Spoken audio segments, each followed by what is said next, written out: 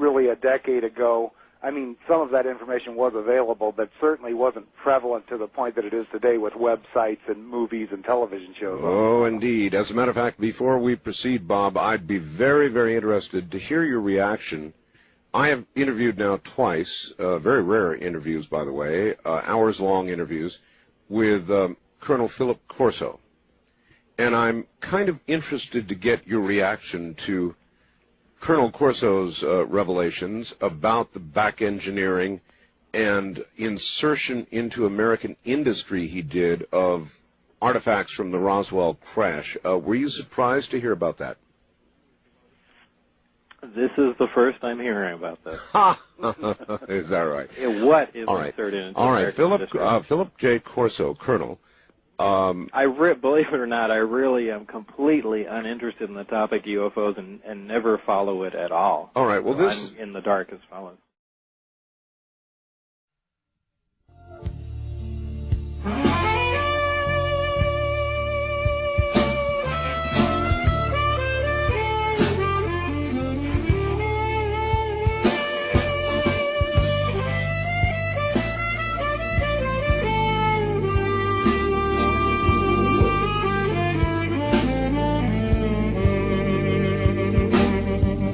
From the Kingdom of Nye, this is Coast to Coast AM with Art Bell on the CBC Radio Network. This is a man who was given the job. He's now 82 years of age, by the way. He was given the job of, he was actually handed a filing cabinet by a general, and he was given a job of figuring out what some of these things were and introducing them into American industry, specifically Bell Labs and some others at the time. And these were artifacts from Roswell, and he is very, very credible. He wrote a book called The Day After Roswell. What specifically? What devices? Devices that led to, and it's going to be hard, night vision scopes, for example, fiber optics, for example, the transistor, for example, a lot of leaps that, by the way, particularly the transistor, there's not much of a paper trail for. If you look back at the development in Bell Labs of the transistor, there's not a big paper trail. Yes, it arrived, but there's not a big paper trail about how it arrived. Well, I'm so skeptical of something like that. The reason being, well, let me tell you, certainly you've seen pictures of the first transistor. We know it was developed at Bell Labs. We know there were a couple of guys working on it. But you know what the first transistor was. It was essentially just, it was more along the lines of a diode, just a P-N and a P junction. It's on a big slab of silicon. It really couldn't do anything. Certainly, if we had been given that advanced technology at that time, wouldn't it have been something a little more down the road? So a lot of it was. A lot of it they had no idea. And well, is he saying that he worked with some of these guys or hinted to them, or was this all a big conspiracy and everyone was? No, he was just a middleman, and his assignment was to take something that looked interesting and take it to American industry and try and determine the function and whether it could be duplicated or not. It's a long story, and I don't want to burden you with it. But and also, Bob, he's highly qualified. I mean, this guy is I'm not immediately debunking him, but sure. It's just my natural reaction to jump on that. But Art, he was an officer in the military and held some very lofty positions, right? Oh, absolutely. Well, I'd actually be interested to look at that. Art, I actually gave him UFO magazine so he could read about it, but he doesn't read about UFOs. So. I understand. It really is true. People don't believe this about you, Bob. They think you are the guru of ufology. And boy, have you got the wrong guy. Yeah, and it just isn't true. No, please. You see, I remember the interview I did with you before.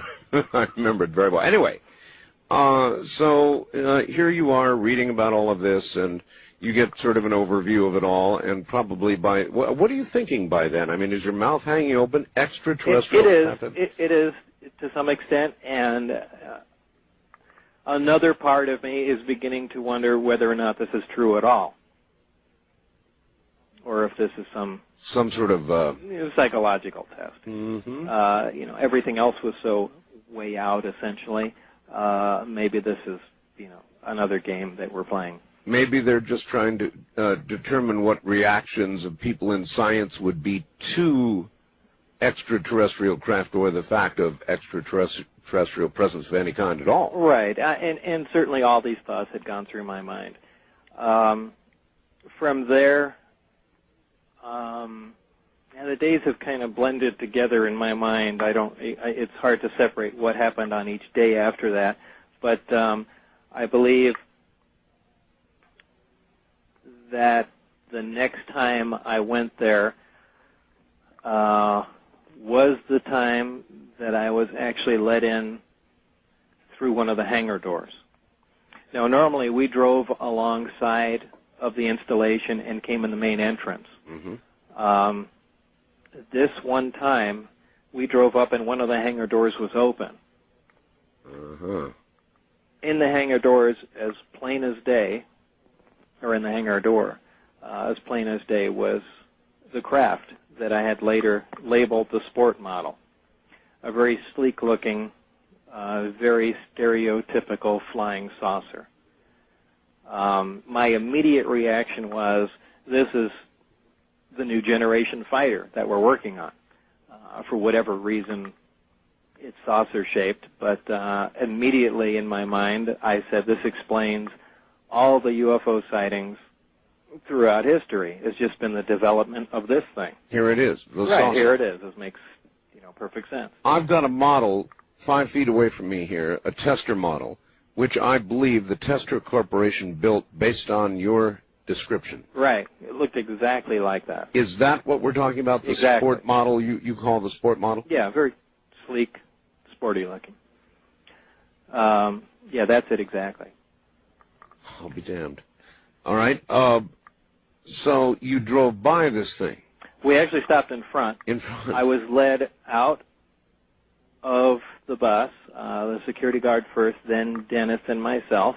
Dennis walked on ahead of me, and the security guard told me to keep my eyes forward and just follow Dennis into the back. And at the back of the hangar, there was a door that led into a hallway in the office areas. I walked right by the craft. The door was off the craft, or hatch, whatever you want to call it. Right alongside of it was an American flag adhered to it. A little sticker, not really a cloth flag. Now, all that did was cement it in my mind, thinking, well, this is, obviously this is it. I slid my hand along the side of the craft, which the guard didn't appreciate, and I was told, again, keep my hands at my side. What did it feel like? Walk forward. I say it felt like metal, and the reason I say that is because it was cool to the touch. Mm-hmm. So, yes. It could it metal have been an advanced ceramic Sure. or something? Absolutely. But to me, Sure. it felt and it appeared like metal. We continued in, and this is where I first met the person that I'd be working with, Barry Castillo, or Castile, however you pronounce that. And this is when I first saw the initial components of the craft that had been taken out. So they had begun to gut this thing then? Not this particular one. There was more than one there. How many? There were actually 9 craft, not all like this, but from what they told me, from what I saw, there were 9 craft, and don't ask me where they came from or how we got them or anything. I have no idea. Mm-hmm. But the craft were in different, really different states. Some were completely dismantled. Some looked as if they would be operational, that they hadn't been touched at all. But apparently, from what I understand, all the crafts had the exact same reactor and propulsion system in them. Did any of the craft look as though they had been in a collision or crash? No.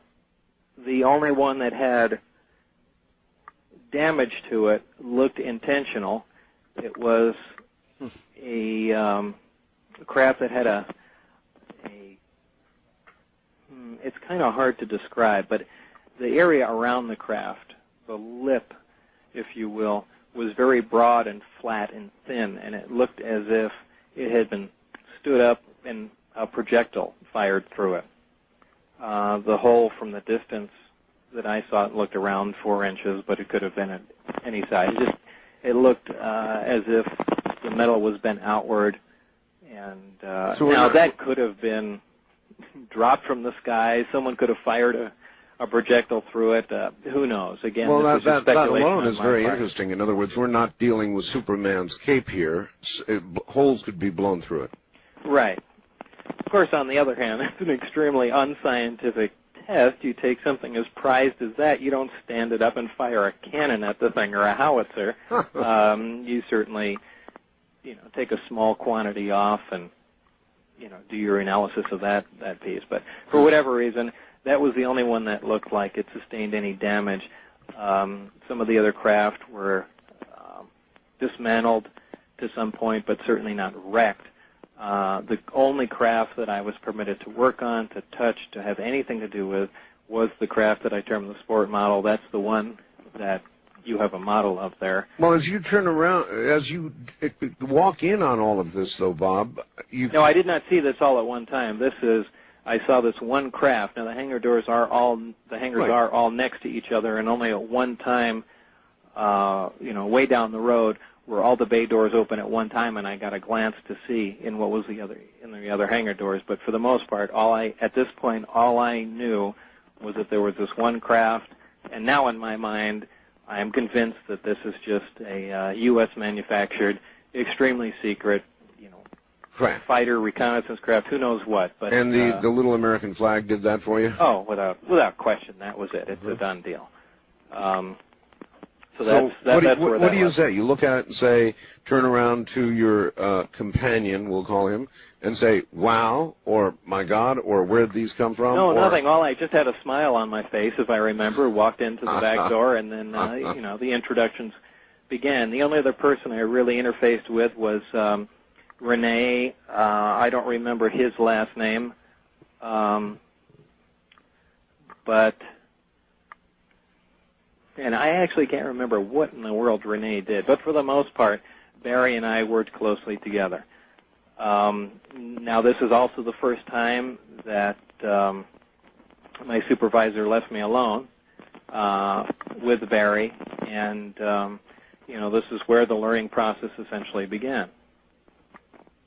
This is where my view of everything changed. Did they tell you at that point what your specific job was? In other words, there it is, and it's sort of like, okay, what am I supposed to do? Well, that's what this, that's where we begin now. This is exactly what this meeting with Barry entails, is the description of precisely what I'm supposed to be working on, what my function in life is now at this place.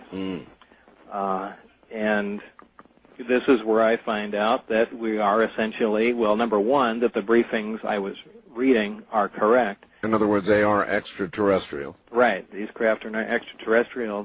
The scope, the aim of our project is now to back engineer these craft, or this one particular craft, with the intention of duplicating it, or duplicating the subsystems within it using earthly materials. So that was the project. Now, this hit me quite hard at that time, and needless to say, now, this night I didn't get any sleep. It was fairly exciting before that, but and certainly Barry just telling me this wasn't enough. This is when we also had some demonstrations on what we had found out, or what information had been gleaned so far from the technology that we've seen. It was all very fantastic, and it was absolutely mind-boggling. Well, I know you don't follow all this, but I have to ask, have you seen Independence Day? Oh, absolutely. Yeah. Oh, okay, good. At least you've done that. You remember when they brought everybody into Area 51 and they opened the big door and you want to see? Well, they invited me to the premiere of that. Oh, they did? Yeah. In fact, they made me stand up for some reason. They made you? Yeah, and they introduced me. I see. But in fact, someone called. I don't remember the people involved there, but when they were talking about the movie, the making of the movie, so on and so forth, the lab technician there, I don't remember his name in the movie, but who wore the white lab coat, they called the Bob Lazar guy. Right. Yeah. Dean Devlin was the writer. Ah. So I don't remember the other people that were there, but I thought that was pretty funny. But as they said, they had taken, for the movie, they had taken much of the UFO lore stories and everything that had been circulating around for years and, threw together the script in a short time and, produced it. So that wasn't, it looked nothing like that, by the way, but, the idea was the same. Same idea. All right, well, we're at an interesting juncture here, and the real fun is about to begin. Were you told that you were going to be working on one specific area of back engineering, or were you going Only. Really, only? Power and propulsion system, and everything else was essentially off limits. Meaning you couldn't even touch it? No, I couldn't touch it. However, I did get to go on the craft one time, and this was for the express purpose of only seeing the placement of the reactor and how the gravity amplifiers worked, how the emitters moved freely underneath on the primary level, and just how all the subcomponents, fit together. All right, that's a good place to hold it. We're at the top of the hour. Take a good few moments to relax, and we'll be right back. Back to my guests, Bob Lazar and Gene Huff. And gentlemen, I have a surprise for you. Bob, you were, in effect, recruited, I think, by Edward Teller. Mm-hmm. I have a friend who's listening to the show this morning as we speak, believe it or not, all the way down in Perth, Australia. His name is Stan Dale, and he was also recruited by Edward Teller. And he's got a question or two for you. I'm going to see if we can bring him up. All the way from Perth, Australia, there's a slight delay in the phone line transmission.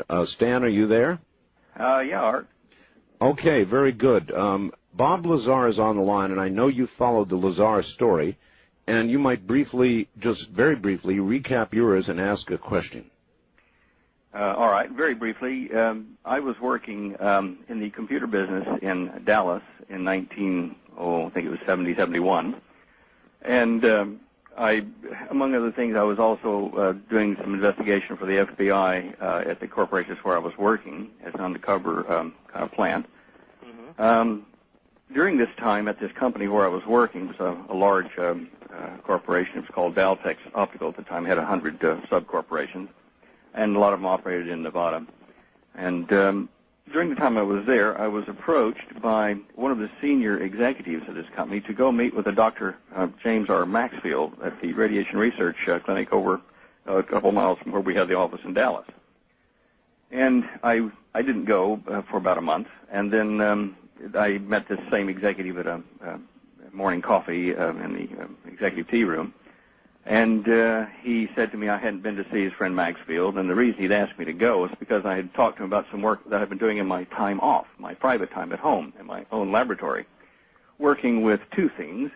One was a thermionic electrical converter, and the other was a rather novel method, I thought, of propelling a flying aircraft, which was circular-shaped and, flying saucer, you would call them today. Mm-hmm. Anyway, in the course of having told this guy just over coffee, well, he kind of got reasonably interested in it and told me I ought to go talk to a friend of his, and didn't do it. So 30 days passed, and he says to me, look, you haven't been to see Jim Maxwell yet. Please go this afternoon. I'll book you an appointment at 3.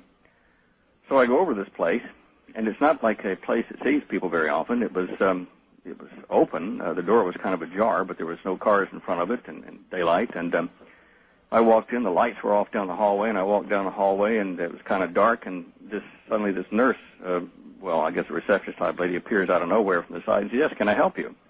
I said, oh, gee, I didn't know anybody was here. Look, I think I've got the right building. I'm looking for this Dr. James R. Maxfield. And she said, oh, yes, Dr. Maxfield's here. He'll be out in just a second. He's down the lab. And so, sure enough, within a minute or so, this big, tall dude comes out in a white medical coat, smoking a cigar and wearing cowboy boots. He says, yes, I've been expecting you. Come on into my office. And at this time is when I first got introduced to this clandestine organization in the United States that was headed by Dr. Edward Teller, and who Maxfield worked with Teller.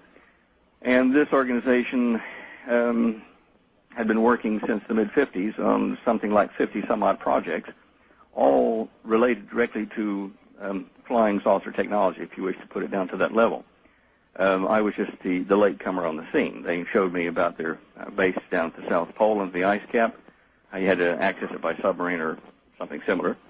And they explained to me, they knew what I was doing, they even knew what I was thinking virtually, because they asked me about my physics, and I said, well, look, thinking I was talking to some of the greatest physicists in the world, which I was.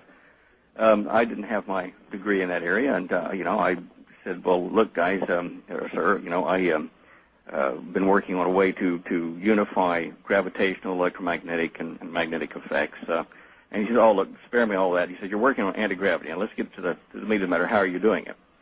And that's when when he started telling me that I need to finish my research with them down in Australia instead of America.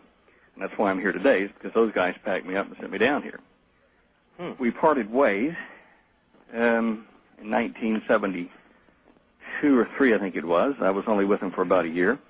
And I got rather disenchanted with all the technology they were holding back from the people. I still was young enough to think that we could save the world by giving technology to countries that needed food and grain and water and stuff shipped back and forth rather rapidly. But anyway, because of that, we parted ways in a real huff, and I kind of hid in the bush for a while because they really kind of thought it'd be better if I was buried. And then after coming out of that, I wrote the book, The Cosmic Conspiracy, to kind of be insurance, and told a lot of what I had gone through in there and left the rest for, I'll tell the rest if you get short with me. So now that's my side, Bob. That's a did you ever run into story. Did you ever run into Jim Maxfield at all on your side of it? No, I haven't. Actually, now I've got 1,000 questions now, but one of the prominent one on my mind here is what was Teller's function? He seemed to be in charge or overseer of all the projects at the highest level. That's all that I was told. See, this is something I've always wondered about the project down where I worked, and no one really ever spoke of him, but I got just a gut feeling that he was silently in charge of everything. And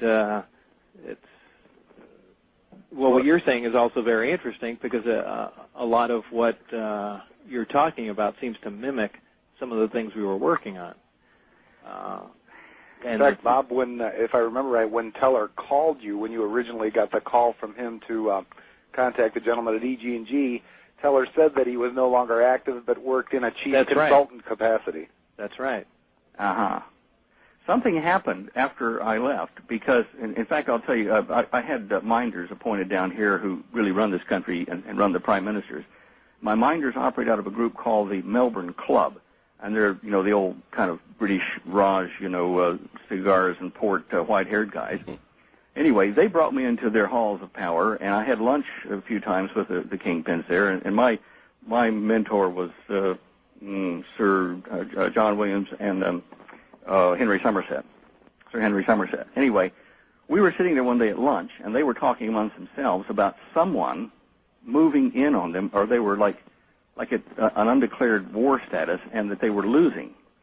And they never mentioned aliens or all that kind of stuff, so don't jump the gun. But I heard them say, well, yeah, Henry, it looks like we're going to lose this. They're just moving in. And I waited, and nothing else was said. And I said, well, excuse me, gentlemen. I said, by they, thinking I'd be clever, I said, do you mean the European Economic Community? Because we've been talking, large corporate or money deals in the country. And they both looked at me like I'd, done a root at the table or something, and said, maybe we'll do some fishing up the farm this weekend, Henry. Yes, John. And, immediately I knew that I asked a question that I should have known the answer to already and didn't. Anyway, they indicated at that point that they were being taken over. Well, I got away from the organization and wrote the book and all that. Years passed, and about 7 years ago, I have a friend in Scottsdale, Arizona, named Conrad Murphy. And Conrad goes to a lot of places. He races boats and cars, and he's fairly active fellow in business. Anyway, Conrad was invited to give the morning devotional at some big business breakfast, like for the Arizona 500 Club or something like that. And so he rang me. He says, "Look, guess who I'm going to give the breakfast benediction right next to, who's sitting right next to me next week is Edward Teller." And I said, "Wow." I said, "Can you get to Dr. Teller and say, take a message, I want to talk to him?" He said, "Not a problem." So I waited and waited, and the week passed, and so Conrad rang me back, and he says, "Wow." He says, "Well, I sat next to him," and he said, it was all kind of, normal conversation, give the benediction, eat a bit. And he says, after he'd had a couple bites, I said to him, "Look, what do you know about this fellow named Stan Deyo, down in Australia working on anti-gravity and, flying saucers?" And he said, Teller looked at him very blankly and said, "Don't know the fellow." He says, "Oh, that's odd." And he reaches in his coat and pulls out a copy of my book with my photo on it and turns it up in front of Ed Teller. And he said the blood drained out of his face. And he looked away, and a general over on the side who was in uniform came over and took Teller and said, "Dr. Teller's got another meeting," and took him away. So I wondered at that point whether Teller was in charge of anything anymore. You see what I'm saying? I do. That's very interesting. I've never been able to get back to the team. It's, I think they did lose. Whatever was trying to take them over did. And so anyway, after all of that, Stan had to sort of lay low for a while, and he just sort of ended up staying in Australia. Well, Art, I had to give up my U.S. citizenship to keep from being extradited at the time that they were trying to get to the bottom of this, okay? I'd love to be back in the States. Were they trying to prosecute you for anything? I mean, what was... Well, I wasn't sure like how it was going to go of the story. Sorry, say again? See, that's a delay we have. Oh, Sorry, my fault. No, just go on. It's just what was the reason? What were you? Were they trying to prosecute you for? There were a number of things, Bob. One of them was that. There were a number of things. Oh, geez. Can I just put the dog on? She wants to say something here. Just a second. I don't know. As I said to you, I was doing some undercover work for the FBI, and they deny, of course, that there were 700 of us doing. Oh. It's a clear dog from Australia. Believe me, it's coming through very clearly. These are the most popular dogs on the planet. They've seen a bird out here, and they're trying to eat it. All right. Well, the question is, Stan, were they trying to prosecute you, or were there threats on your life? How serious was it? Both. When I went underground, they had really determined they were going to put me underground permanently in Melbourne. Well, as a result, I ran, and for a little over a year, I traveled in the Australian bush with, let the hair grow out and wore the sunglasses and traveled with the hippies and whatever just disappeared. Finally, I got hungry and had to come back in. And when I did, I came in under an assumed name and worked for a while. But eventually they caught up with me because I applied for work in companies and had to show my passport. Can I interrupt you for a second? What was the threat that you presented to them? Well, were they afraid of the information that you had, or? Yeah. Okay, so that was their main concern, that you were running around with information that you could possibly divulge to someone else, and. Well, first of all, I would be able to identify them. I mean, I could identify, like by name, the people that were head of it in the Aeronautical Research Center at Fisherman's Bend in Melbourne, and in the Australian Club, who of course control the prime ministers of this country. And there was a number of things that I was privy to that would be rather embarrassing. But in their defense, let me say this. Now that I've had time to think about it, if I'd have been in their position and they were holding the secrets they were and were under the pressures they were, I would probably have ordered my execution as well. It's bigger than one person's life. It's a really, and I'm sure you would appreciate this, Bob, what we're talking about is a cover-up of incredible proportions. Were you able to continue your research, or did they have all the requisite hardware? Of course they did. I did do some. I did play around a bit what I could do, but I didn't have access to high temperature coating. I couldn't put my barium titanate or anything else on the capacitive surfaces. But your little that video you did with the little ship that had the thermionic converter on it. Mm-hmm. I don't know why you had to have an element, whatever it was, 1115, because we were quite aware that you could convert thermal energy at around 37 gigahertz on the sampling frequency. You could take random heat and convert it into flowing electric energy. Well, that's just a thermionic generator. I mean, yeah. That's it. But all that does is that's just providing electrical power. That's correct. As I say, we didn't need 115 to do that, though. Well, yeah, no one does. I mean, that's how. Space thermionic generators just use plutonium to warm essentially a thermocouple using a Seebeck effect or whatever to produce electrical energy. However, the basis of the craft that I worked on, the electrical energy was merely a byproduct. That was not how the entire craft operated. That's where the 115 came in. Now, the other thing I noticed here is you're using gravity wave A and gravity wave B focus fields. Mm-hmm. In the stuff we were working on, the field we would generate was in a toroidal field that would curl. Well, that's exactly how this was generated. It was essentially in a toroid around the craft. Ah, okay. In fact, I just have some of the animators gave me some fantastic graphics that I haven't really been able to post anywhere, but I did want to put them up on the web somewhere because there are a lot of people that are interested in the actual propagation of the gravity field, and I was just about to give those to the guys that handle our web page, and it might be worth having a look at that. What's the website? Look, is it on your site? Just go to my site and you'll be able to jump right over. Stan, we're out of time in this half hour, but from what I've heard, I think that you two should be communicating. I know. Well, I never have been able to reach Bob. He kind of did like I did, went to ground, I think. Yeah. Well, what I'll do is I'll provide Bob with your number in Perth. Okay. With your permission, is that all right? Fine. Excellent. All right. Nice talking to you, Bob. Email might work well too, right? Yes, it does work well, and we can make those arrangements as well. So. Well, that would be fine. Yeah, I'd like to talk to him. All right, Stan. Thank you very much, and we'll put you two in contact. All right. Good night. All right. Good night from America, and we'll be right back with Bob Lazar and Gene Huff. This is Coast to Coast AM.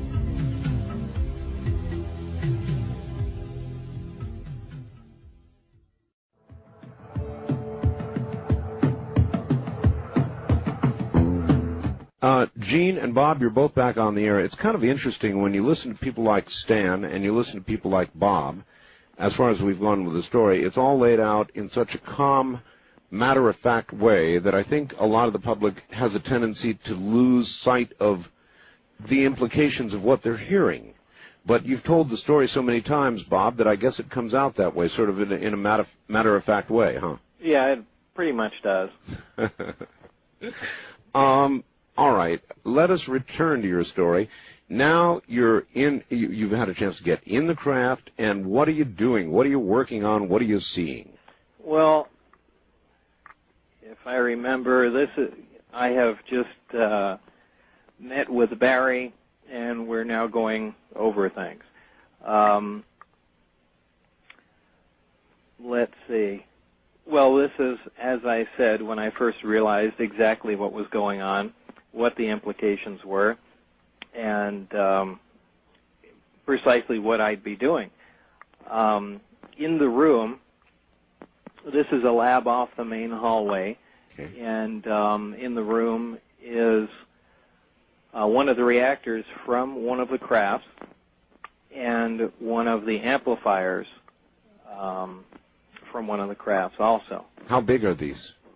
The reactor, I would imagine, is about 2 feet, somewhere around 18 inches, 2 feet, somewhere in that general area. Not really big then? No, not large at all. Odd-looking thing. Has a bottom plate and then half of a sphere on top of it. The amplifier itself is about 2 feet in diameter, probably 4 feet long, cylindrical shaped, with something that would look like plates on the outside of it, black in color. These are very unusual, and essentially hollow, very, very unusual looking devices. This isn't actually the amplifier that I always catch myself calling it that. It's the emitter. It's the device that is moved on a pivot, and it's where the gravity wave actually is or emanates from. Quite similar to a horn on a microwave system. As it turns out, gravity waves behave a lot more like microwaves. At least the gravity waves that are being produced by this system do. So you have waveguides and things of that sort that you'd see in a microwave system. Those are the main components of the craft that were in the lab at that time. What does that suggest or tell us about the nature of gravity? Well, actually, you have to look and see what we really know about gravity. And, we really, as it turns out, don't know anything about gravity. As people have said, we can certainly measure its forces or measure its effect on things. Right. But really, to this date, there is no, and a lot of people don't know this, that there's truly no conclusive evidence at the present time that gravitational waves have ever been detected in a laboratory. Now, there have been several gravitational wave detectors built, and you can assume that they're detecting gravitational waves, but they can also be detecting many other energies of or fluxes of energies from who knows where. So it's something we can hardly measure, something we certainly know the existence of, but we know very, very little about it. It's essentially a big hole, a black hole, if you will, in physics as we know it. Actually, the physicists that I've talked to are not altogether certain whether it's a push or a pull, and I think they're pretty sure it's a pull, but in physics today, physics itself is so fluid, yet so many people, either true physicists or armchair physicists or scientists, whoever you run into, really stand their ground on theories, and yet most people tend to forget that these are just theories. They are not. These are not facts. This is a topic we know very, very little about. And as I said some time ago, the prominent theory was that there are gravitons, alleged subatomic particles that actually, accounted for the force of gravity. However, people that do bring that up really don't know much about that theory either, because there was never an actual particle called a graviton. The whole concept behind a graviton was that because I'm trying to think of how to put this in layman's terms. They basically wanted to quantify gravity. Maybe I shouldn't get into this yet. All right, you're looking at this thing. When you see it, do you know what it is? What are we talking about? Well, I've already lost myself. Okay. We're looking at the amplifier itself? That's right. That's right. Okay. Well, we'll save this technical discussion for later then. No, basically, I have no idea what I'm looking at.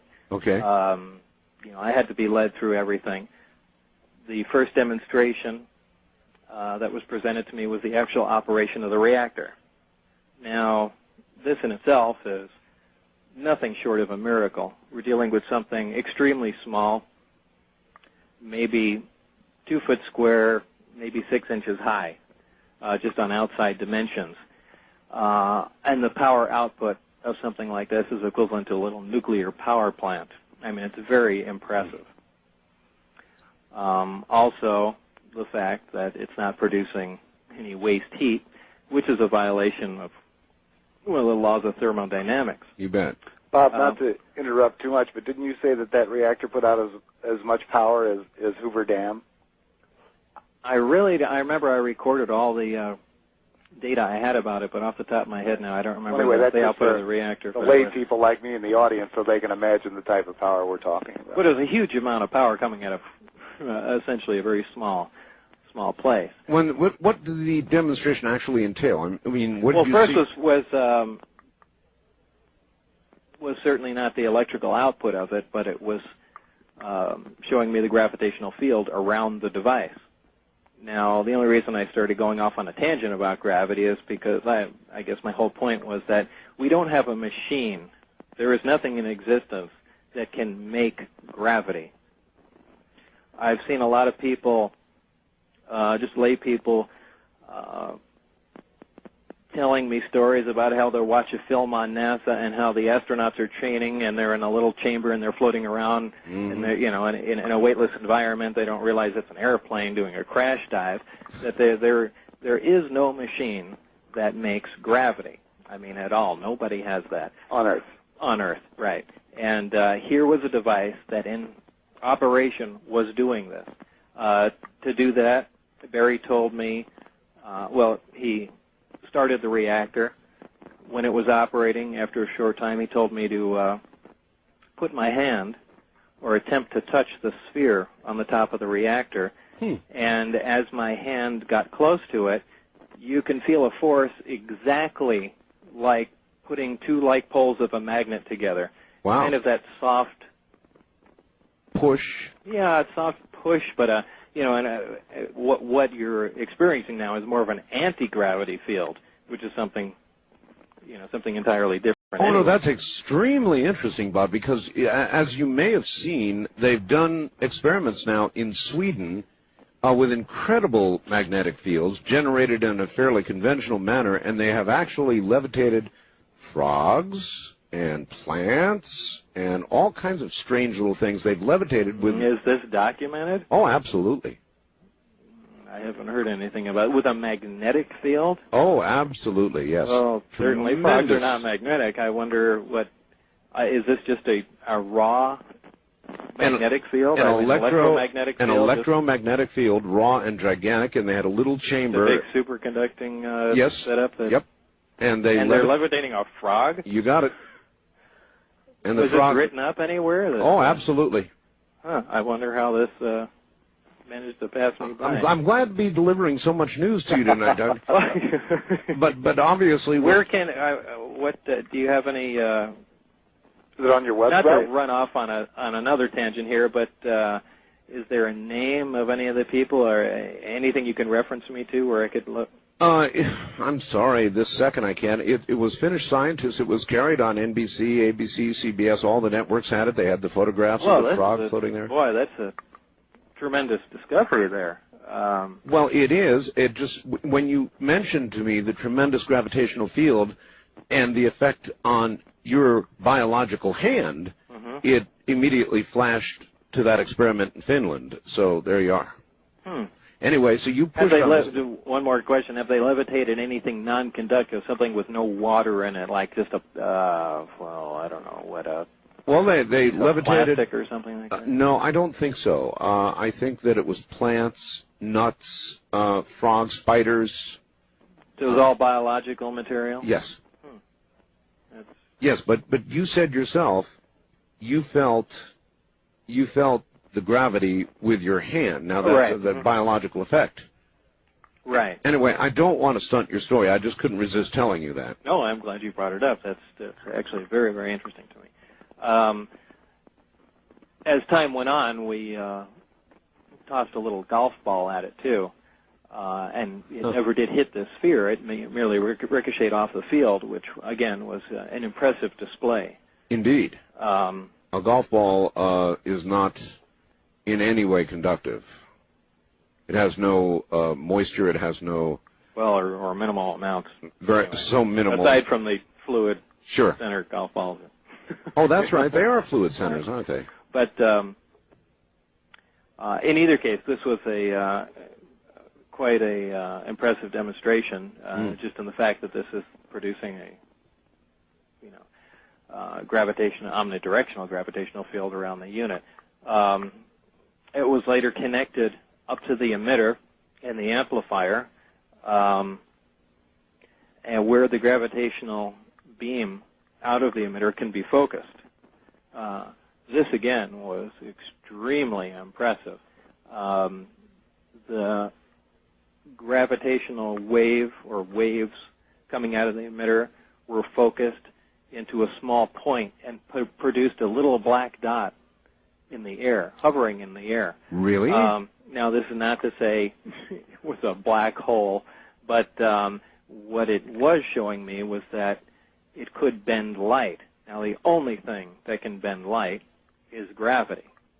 It's that's right. A lot of people say, well, light can be bent, so on and so forth. Usually that's diffracted or refracted, but where you can only bend light is with gravitational waves. So to me, again, this was another impressive demonstration. But it really was a kind of a black hole. Well, in the sense that it was absorbing, at least in that. Well, a black hole, by definition itself, would be the source of the gravitational distortion, as opposed to this the byproduct focusing on it. And you're also a black hole, quantum singularity, and blah blah blah blah. Sure, blah, but the theory is the same, isn't it? In other words, you saw the blackness because of the intense focus of right, where light couldn't escape. Yeah. Yeah, essentially true. Still, it was an extremely impressive demonstration to me. Oh, yes. So basically, those were we did get to essentially fool around with it a little more, but he was updating me with basically what had been learned in the time that they had the craft there. He wasn't really specific on how long the craft was there. He was very elusive on many of the questions that I presented to him. How many did you? Yeah, that's something I want to touch on. You must have had 1 million questions by then. I did, and he would answer them peripherally. He wouldn't really get down to the meat of the question. But at that point, Barry had a higher security clearance than you did, didn't he? Yeah, that's probably true. That may have been the reason. Yeah, who knows if he was told to do that or that was his own decision or what. But again, he was just basically filling me in with what they knew and what my job was going to be. And this was it. This was finding out how this subsystem of the craft operated in the craft, operated outside of the craft. Could this eventually be duplicated using another power source? Could this power source be duplicated itself without using exotic materials, and so on and so forth? Sometime later, I got my only view inside the craft, which again was extremely exciting. Yeah, no kidding. Now, can you describe what you saw in that craft? Yeah, I was let in again by what's his name? Not Barry, Dennis. And we walked up a small roll-away stairway that led into the craft. It was very cramped getting in the doorway. The hatch was removed. I really didn't pay attention to see how it was fashioned to it or if there were hinges or anything. A lot of people have asked me that, but it was, you don't spend time looking at how a door was connected somewhere when there's a flying saucer in front of you. In either case, I went inside.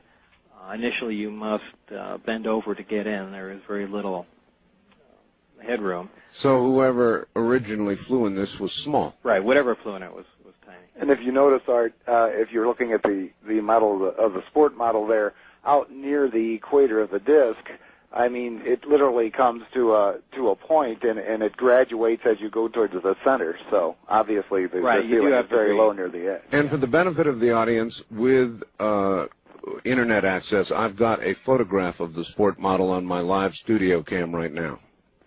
Oh. Okay, go ahead, Bob. I'm sorry, I didn't mean to interrupt.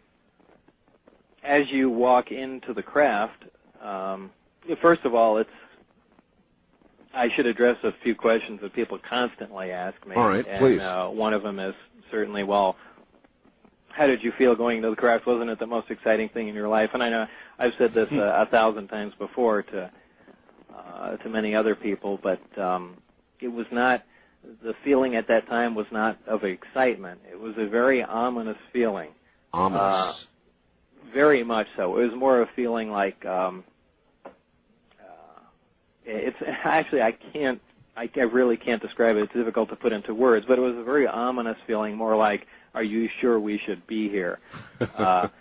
But, of course, after the fact, it was certainly exciting, but it was a very, very odd feeling because, and with no pun intended, it was a very unearthly setting inside. All right, that's a perfect place to hook them and hang them up until we come back from the news. So everybody relax. We'll be right back.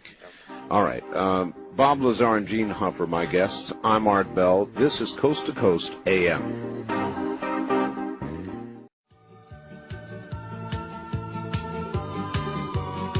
Here again is Art. So what about being inside that craft? What do people generally ask, and how do you respond? Well, first of all, is the overall description inside. Entering the craft is, like I said, certainly uncomfortable for an adult human being. You realize that you're not in a place that was designed for humans. Exactly. And it certainly is different from anything that you're familiar with. And what I mean to say about that is everything is basically one color. Normally, any area you're surrounded in is always different textures, different colors, so on and so forth. The inside of the craft is essentially all a dull pewter aluminum color, very metallic looking. Mm-hmm. There are no sharp right angles anywhere, and the description I've given before is basically the craft looks like it was just injection molded, essentially like the model was. There are no seams anywhere. Everything inside the craft looks like it was fashioned out of wax, heated for a short time, and then cooled to where everything basically melted into what was next to it, what it was sitting on. That's about the best description I can give as to how the inside looked. Seamless. Seamless and very unusual. Again, no right angles anywhere. The structure of the craft, the skin from the outside was smooth. Inside, this is very difficult to describe, but if you can picture yourself inside a disc of a flying saucer shape, and you're inside looking at the wall surrounding you, mm-hmm. There was an additional structure, kind of a secondary wall. It was kind of repetitive archways that looks like it was either for structural integrity or, as we later found out, something to do